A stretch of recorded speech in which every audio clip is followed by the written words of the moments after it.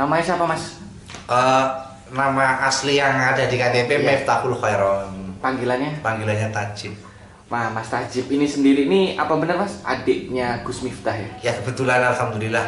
Itu kalau memang masih diakui tapi. Apa sih cerita dari dulunya Gus Miftah itu seperti apa sih Mas?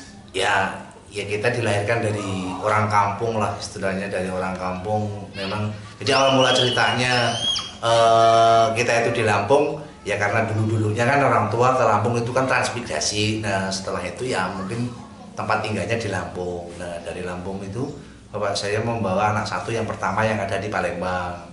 Nah anak yang kedua sampai nomor 4 sampai nomor 5 saya yang terakhir itu semuanya kelahiran Lampung, di Jabung, khususnya tempatnya di sekarang jadi desa Adiluhur kalau nggak salah, desanya Adiluhur. Dulu Adirejo kan, nah sekarang Adiluhur. Dari 5 bersaudara, pendowo 5 kabeh, lanang kabeh, tapi tinggal siji, tinggal 4. Saya yang terakhir adik dari Gus Miftah. Jadi Gus Miftah ini sendirinya asal dari mana sih Mas? Aslinya dulu kelahiran? Aslinya Jabung.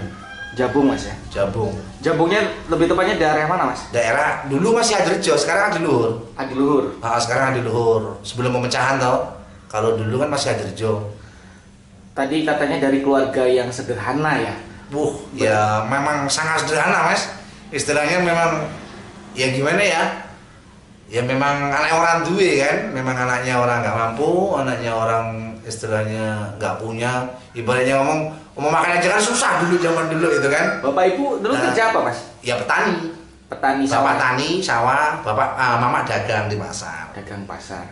Jadi ya untuk menghidupi anak-anaknya dari 4 bersaudara itu ya dari hasil kebun dan hasil pasar itu. Tapi kan Gus Miftah itu kan dari lulus SD itu kan dipondokkan di tempatnya adiknya bapak yang ada di Jaya Sakti, Kecamatan Anak Toha, Lampung Tengah. Di Pondok Pesantren Bustanul Ulum. Setelah lulus baru Gus Miftah. Di sana lulus SD, ya keluar dari Jabung itu lulus SD. Jadi sanawiyah aliyahnya mengenyam pendidikan di sana di Bustanul Ulum. Terus terakhir ke Jawa tahun Terakhir ke Jawa dia lulusan tahun berapa ya aliyahnya itu kalau nggak salah 99 atau 98 gitu loh. Dia lulusnya dari aliyah Jaya Sakti itu di Pondok Pesantren Bustanul Ulum itu di bawah pimpinannya Bapak Haji Sudi. Jadi saudara saya. Jadi berarti ketika ibu itu minta Gus Miftah pulang, Gus Miftah otomatis pulang Mas. Ya lihat kondisi juga kayaknya. Lihat kondisi. Iya lihat kondisi. Kalau kondisinya memang memungkinkan ya pulang. Apalagi dia kan sekarang sibuk Mas. Dia sekarang sibuk syutingan TV kan, sponsor itu kan, dan kegiatan-kegiatan yang lain. Jadi banyak sekarang kegiatan di luar pengajian ya karena sekarang pengajian itu udah nggak boleh semenjak COVID ini Mas. Kalau dulu kan sibuk akan jadwal pengajian, undangan. Karena jadwalnya kan per hari aja yang masuk sampai ratusan kan. Sampai indennya aja sampai berapa bulan berapa tahun kan gitu. Nah tapi terus ya itu yang terakhir kayaknya. Sama kemarin berapa minggu yang lalu ada di mana Anak Toha di Bustanul Ulum di pondok pesantrennya dia dulu. Dia pulang acara vaksinasi sama bansos sama apa kayaknya itu. Saya nggak hadir itu. Hanya sendiri tapi. Siapa ya dia? Iya. Dia bersama Menkes. Oh sama Kemenkes. Sama Menkes, sama Pak Kapolda Lampung dengan Pak Bupati Lampung Tengah, Pak Musladito ya. Iya. Itu dia di sana acara bansos sama vaksinasi. Kalau dari pandangan sendiri Mas Tajib ini, seorang kakak Gus Miftah ini seperti apa sih? Ya dia orangnya ya itu tadi, maksudnya yang seperti apa ini? Akrab nggak sama adiknya? Alhamdulillah, saya jarang sekali saya komunikasi dengan beliau. Jarang karena? Jarang, nggak tahu, jarang sekali. Nelpon pun nggak pernah? Nggak pernah. Yang namanya telepon itu nggak pernah. Saya jujur dulu ya, saya takut dosa loh kalau saya bohong, ya kan? Kalau untuk selama ini saya itu bisa dihitung loh Mas. Ditelepon. Sampai berusaha nggak ngubungin dia gitu? Saya ditelepon dia itu sekali. Ya waktu itu dia marahin saya, memang saya yang mungkin saya yang salah ya. Waktu itu kan karena saya sakit, waktu itu saya sakit perut dan saya itu dilarikan ke rumah sakit Bayangkara Nganjuk waktu itu. Nah, saya telepon mak saya kan nangis-nangis, jadi dia telepon beliau. Nah, beliau telepon saya, nawarin saya, mungkin waktu itu nggak tahu lah. Pokoknya saya nggak mau tahu waktu itu memang saya ditelepon sama beliau, pakai nomor telepon istrinya. Itu kalau untuk saya chattingan pribadi sebelum puasa kayaknya, sebelum puasa. Tapi sampean waktu pulang cuman itu aja, chattingan sama beliau langsung. Ya toh, chattingan sama beliau langsung itu sebelum puasa itu hanya petani cuma buru, kalau nggak buru ya nggak makan lah istilahnya. Berarti kan dalam cerita ini ibarat kata masih banyak keluarga kandung dari Gus Miftah ini yang sangat sulit, Mas ya? Yo, bukannya banyak lagi, ya memang semuanya sulit ya. Jadi dari 4 saudara itu rezekinya kan dia semua. Dari pandangan keluarga nih, Mas, dari pandangan keluarga ini seperti apa sih Gus Miftah itu, Mas? Ya dia orangnya pendiam, dia nggak terlalu banyak ngomong, ya kan. Terus kalau orangnya baik sih, kalau orangnya menurut saya baik. Dia wongnya nggak ison lah kayak cara wong Jawa kan, orangnya nggak bisaan, ya kan. Maksudnya nggak bisaan itu kalau ngelihat orang susah itu dia itu gampang kesentuh gitu loh, gitu. Nah tapi kalau untuk masalah mengenai keluarga yang susah atau yang mana itu saya no komen, ya kan. Karena itu privasi keluarga saya kan, gitu. Kalau saya menceritakan keluarga saya ya memang seperti itu keadaannya, itu fakta, ya kan. Saya sendiri, kakak saya yang di Palembang, yang di Jawa itu memang ya susah gitu loh. Istilahnya kalau soal hubungan kita dalam keluarga itu privasi saya kan, itu kan pribadi keluarga saya nggak mau ceritakan hal itu kan gitu. Tapi kalau untuk orangnya mengenai Gus Miftah itu orangnya dia orangnya baik sih, dia baik orangnya, dia nggak aneh-aneh, ya kan. Dia dari kecil aja merokok aja enggak loh, Mas. Ya merokok enggak, apalagi minuman keras, blas. Dia nggak kenal dunia seperti itu. Walaupun dia sekarang ini mempunyai gelar presiden para pendosa, ya kan. Dia ngajinya di pos-pos kafe, di tempat klub malam, ya dari tempat pelacuran, dia memang nggak sama sekali nggak terpengaruh akan hal itu. Cuman kalau untuk dianya pribadi, memang real gitu loh. Real, dia itu membawa dari tempat gelap menuju ke terang itu memang real gitu loh. Membawa orang-orang yang istilahnya ahli-ahli maksiat, ya toh, ingin ingin bermesraan dengan Tuhannya, itu memang dia lah istilahnya. Memang nggak salah lah kalau istilahnya para pendosa itu ingin lari ke dia untuk mendekatkan diri pada Tuhannya lah, itu memang benar. Cuman istilahnya ya seperti itulah. Kalau beliaunya ini orangnya sosial banget sih sebetulnya dengan umat lah, dengan masyarakat. Dia orangnya nggak bisaan dan senang berbagi, ya kan. Dia orangnya sangat luar biasa lah kalau soal itu. Tapi kalau mengenal dalam arti ini kan di sisi ini mohon maaf, Mas. Ya. Jadi keluarga kandung ini kan masih banyak sih yang jadi kapan sih terakhir berkumpul satu keluarga ini, Mas? Oh jarang, Mas, bahkan lama banget. Udah lama banget ya? Lama banget. Dulu Gus Miftah itu sebelum punya pondok sendiri, sebelum punya rumah ataupun pondok sendiri, dia masih sering pulang, tiap lebaran pulang dia.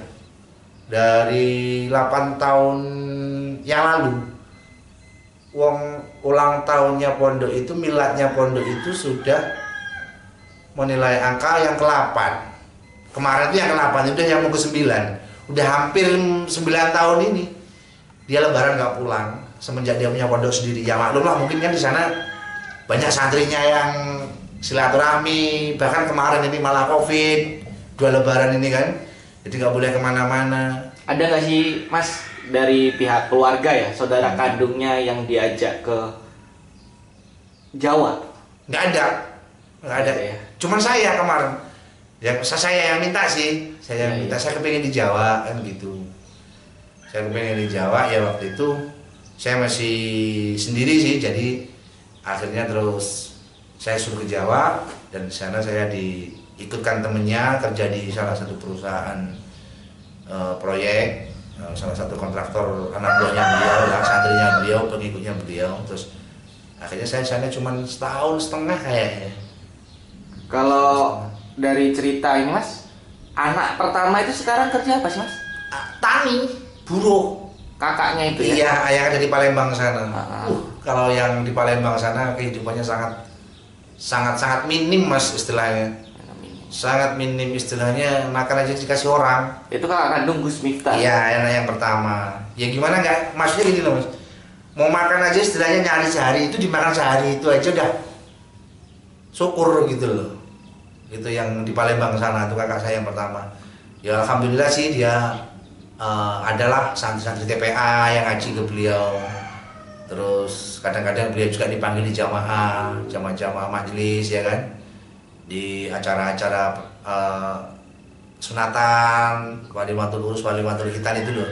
Kalau kakaknya yang di Jabung sini Mas? Yang di Jabung tani. Tani juga. Tani juga. Tani yang kakak saya yang di Jabung itu kakaknya Tapas, Gus Tapas. Nah itu namanya Mifrul Kholisin. Kalau yang di Palembang tadi kan namanya Ali Mahmudin. Yang nomor 2 Miftahul Huda yang meninggal waktu masih kecil. Nah yang di Jabung ini yang ketiga ini Mifrul Kholisin itu ya tani Mas ya? Iya kesehariannya ataupun siapa kita tetap hubungan tetap biasa sama semua keluarga biasa, semua saudara-saudara biasa, semua tetangga-tetangga biasa sampai sekarang. Saya alhamdulillah walaupun saya jarang pulang ke Jabung ya kan, tapi setiap kali saya pulang alhamdulillah sambungan silaturahmi itu tidak terputus. Iya. Saya dengan mereka. Tapi untuk hubungan antara ibu dan anak, Gus Miftah itu mungkin setiap hari mungkin akan nelfon ya? Ya kalau setiap hari sih nelfon enggak gitu, cuman kalau mama saya ada kepentingan aja. Kalau ibu saya ada kepentingan paling miss call ataupun telepon, nah nanti dia telepon balik. Kalau ada kepentingan ya enggak. Oke, Mas. Mungkin ada pesan terakhir Mas buat Gus Miftah? Oh ya, kalau pesan yang terakhir apa ya? Ya bang, masalahnya nggak ada yang kurang sih beliaunya ini. Dia orangnya sangat luar biasa. Apa ya bisa jadi kan orang pintar, orang hebat, orang pengalaman ya kan. Bukan saya memuji kakak saya ya. Gitu. Dia orang pintar, orang hebat, orang pengalaman, orang berilmu, ya kan. Udah derajatnya udah tinggi kan istilahnya. Bisa dijunjung tinggi sama golongan pemerintah elit sampai pemerintah bawahan. Bisa diorangkan, sangat-sangat dimuliakan di mata umat, di mata jamaah ya kan. Jadi kalau saya untuk pesan-pesan terakhir saya untuk beliau apa ya, saya bingung ya. Ya saya cuma berpesan aja biar semuanya itu menjadi yang lebih baik lagi lah, menjadi yang terbaik lah ya kan. Padahal kan dia keadaannya sekarang masih posisinya di atas lah ya kan, posisinya di atas. Terus ya maksud saya ya lebih baik lagi lah ya untuk menjalin tali silaturahmi ke keluarga, terutama ke kakaknya kan. Kalau saya sih terserah Mas istilahnya, mau dianggap juga monggo, nggak dianggap juga ya nggak apa-apa kalau saya Mas istilahnya begitu. Karena saya maklumi Mas, karena saya orangnya penuh perasaan. Karena saya itu penuh perasaan gitu. Memang saya yang paling bandel Mas. Dari 5 bersaudara itu saya yang paling bandel, paling nakal Mas. Mungkin beliau-beliaunya ini entah kakak saya yang lain, entah Gus Miftah sendiri, entah orang tua saya, mungkin udah bosan lah ngurusi saya lah istilahnya. Ya kan? Tapi kan itu semua saya bukan tanpa alasan Mas gitu. Saya ada alasannya kok. Saya seperti ini saya ada alasannya kok gitu loh. Saya melakukan yang menurut dia tidak benar, tapi saya punya alasan untuk pribadi saya. Itu cukup Allah yang menghakimi saya ataupun malaikat yang mencatat amal baiknya saya dan buruknya saya. Kan begitu Mas. Gitu. Jadi kan ibu saya juga manusia. Sulit ya dalam arti kata Ya. keluarganya. Kalau tadi sampai mana sih kepedulian Gus Miftah itu menjunjung nama keluarganya ini? Ya kalau untuk menjunjungnya segimana itu, yang kayak mana itu? Ya maksud saya gini, apa ya tidak ada tawaran? Tawaran untuk, yaudah, sampean ikut saya aja ke Jawa. Oh kalau soal itu dulu sih mungkin pernah ya, karena begini, mungkin ya soal itu penawarannya dari beliau ataupun dari kakak-kakak saya yang lain yang ingin meminta ikut beliau, saya nggak tahu. Entah Gus Miftah yang menawari atau memang kakak saya yang lain ini ingin meminta ikut beliau, saya nggak tahu ya. Itu kayak kemarin juga kalau saya pribadi saya memang yang minta kan gitu. Kalau dia untuk yang menawarin saya tinggal di sana nggak ada, memang saya yang minta. Cuman kakak saya yang di Palembang itu pernah di sana juga, ya toh, pernah di sana juga. Tapi awal mulanya dia ke sana itu apakah kakak saya yang pertama yang di Palembang itu ingin ikut beliau, apa dia yang minta, saya nggak tahu itu, ya kan. Ya terus akhirnya di sana cuma berapa tahun, ya kan, akhirnya pulang. Nah terus yang di Jambung juga seperti itu, dia pernah di sana waktu pembangunan masjid dan pondok waktu itu. Awal mula mendirikan pembangunan itu dia di sana. Cuman ya saya juga nggak tahu apakah dia yang meminta dia yang ke sana ataupun Gus Miftahnya yang meminta dia ke sana, saya nggak tahu kalau soal itu. Yang jelas intinya kita pernah di sana semua walaupun nggak lama. Jadi udah lama Mas Gus Miftah ini nggak pulang berarti? Udah lama, hampir sekitar, maksudnya pulang lebaran loh ya. Pulang Ya. lebaran itu 8 tahun. Kalau pulang dalam Semenjak dia punya pondok. nggak lebaran gitu? Kalau nggak lebaran pernah sih. Pernah ya? Pernah. Berapa tahun itu? Kayaknya kalau sampai sekarang ini, Berapa tahun? kalau pulang sama keluarga ini ya, sama Iya, keluarganya di beliau. di rumah ibu. Bukan, maksudnya Gus Miftahnya pulang sama anak istrinya beliau apa sendiri? Ya sendiri maupun Nah kalau sendiri kayaknya belum lama ini kayaknya, belum lama ini sekitar sebelum puasa kayaknya, sekitar setengah tahun yang lalu kayaknya, waktu dia ngaji diundang sama bosnya Ceker yang punya karaoke. Tahu kan Pasar Sakti, Labuan Meringi itu masih ikut. Labuan Meringi itu perbatasan kan itu antara Labuan Meringi dengan Pasar Sakti. Pernah dengar nggak tempat karaoke Ceker itu? iya. Nah bosnya itu namanya kan Siti. Nah itu mengundang beliau. Wah waktu itu dia diundang melalui ibu saya, ngundangnya Gus Miftah ini. Nah akhirnya dia pulang kan, otomatis dong pulangnya ke gitu. Jadi kan ibu saya juga manusia, dia juga manusia, ya kan. Siapa sih yang tahu perasaan hati seseorang, kan gak ada yang tahu kecuali Allah kan gitu. Cuman ya menurut pesan saya ya lebih baik lagi dan bermanfaat untuk umat, ya toh, gitu. Naiklah tinggi setinggi-tingginya lah apa yang dia inginkan, ya toh. Tapi jangan lupa bahwa pasti suatu saat kalau orang naik tinggi itu kan pasti akan jatuh, itu pasti Mas, kan gitu toh. Nah biar gak jatuh gimana lah, betul loh, biar gak jatuh gimana, ya toh, biar awet lah. Ibaratnya dia itu sekarang sudah di pucuk sana kan, ibaratnya biar awet tuh kayak mana kan gitu. Jangan sampai istilahnya dia jatuh. Kalau jatuh kan saya juga kasihan kakak saya kan gitu. Ngumati santri oke, ngumati umat akeh toh, semuanya gratis, mudah di sana kan nggak ada yang keluar biaya kan begitu. Ya mudah-mudahan dia selalu istiqomah, lebih tambah dewasa, ya kan, lebih tambah dewasa lagi, ya toh. Sekarang usianya dia udah 40 tahun, ya kan, kemarin ulang tahunnya ke 40. Tambah sukses, panjang umur, ya kan, bisa mengayomi umat banyak, masyarakat banyak, jamaah banyak, ya kan, bisa jadi tuntunan bukan tontonan, ya kan. Seorang menjadi pabrik itu kan, apalagi dia seorang ulama kan Mas ya, kalau bisa jangan sampai jadi tontonan, ya kan. Kalau bisa harus jadi tuntunan yang benar. Dakwah lah kan gitu tuh, ngaji olah kan gitu. Tapi sementing aja meleset. Terus iso ki ya toh, apa yang ada dalam isi dakwahnya beliau itu yo paling tidak kita tuh bisa menerapkan lah, ya toh. Jadi ojo iso ngomongi wong, iso ngomongi awake dhewe kan gitu. Apalagi iso ngomongi wong, iso ngomongi keluargane kan gitu toh. Jangan sampai seperti itu. Banyak gitu. Jadi ojo menjadi Kiai Jarkoni lah ibaratnya kan begitu Mas ya. Jangan sampai. Mudah-mudahan dia selalu istiqomah lah. Amin. Makasih Mas. Ya sama-sama.